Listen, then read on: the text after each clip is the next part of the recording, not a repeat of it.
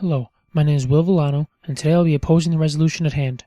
Namely, we do not have an outstanding ethical obligation to protect microbial spacelife, nor is any policy of this nature feasible on an international level. I'd like to first point out that the way in which my opponent proposes we go about preserving spacelife is impractical.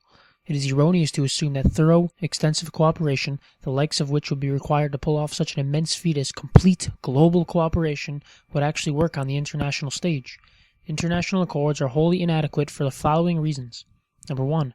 Simply studying modern history will show us that international treaties are largely ineffective.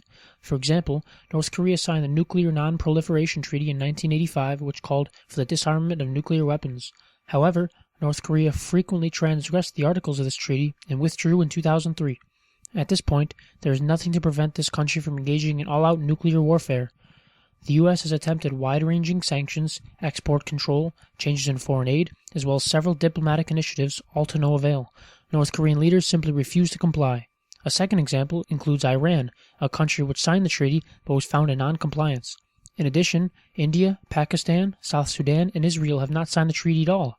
Nations always have the option of refusing to sign the international treaty that my opponent proposes, rendering this a fruitless endeavor. There have been several other attempts at international legislation, many of which the United States haven't even signed. These include the Kyoto Protocol, the Law of the Sea Treaty, and the Comprehensive Nuclear Test Ban Treaty. Number 2.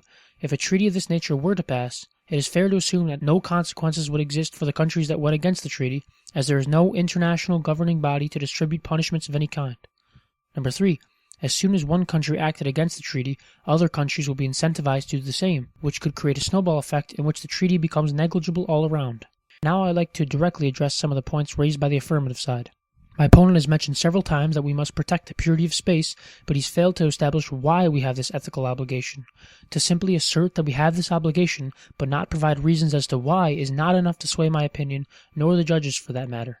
There are several points that my opponent could have raised, such as all life is deserving of respect, but nothing to that effect was ever stated.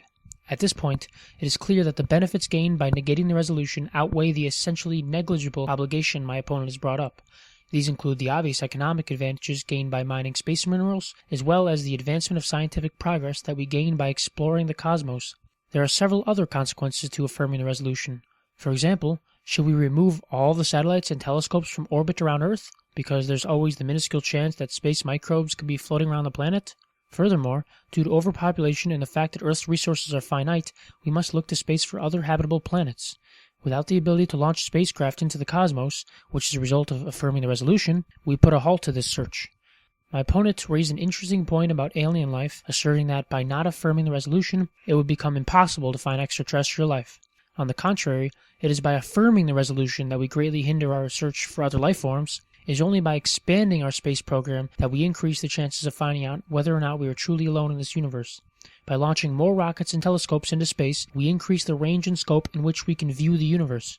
Affirming the resolution would prevent countries from this exploration. The second point my opponent raised was in regards to the privatization of space travel. I believe that the shift to private industry is actually extremely beneficial in this regard. NASA continually loses funding each year, which is problematic insofar as it reduces our ability to continue scientific progress. Private companies, however, do not rely on government funding and can continue their search unburdened by this economic strain.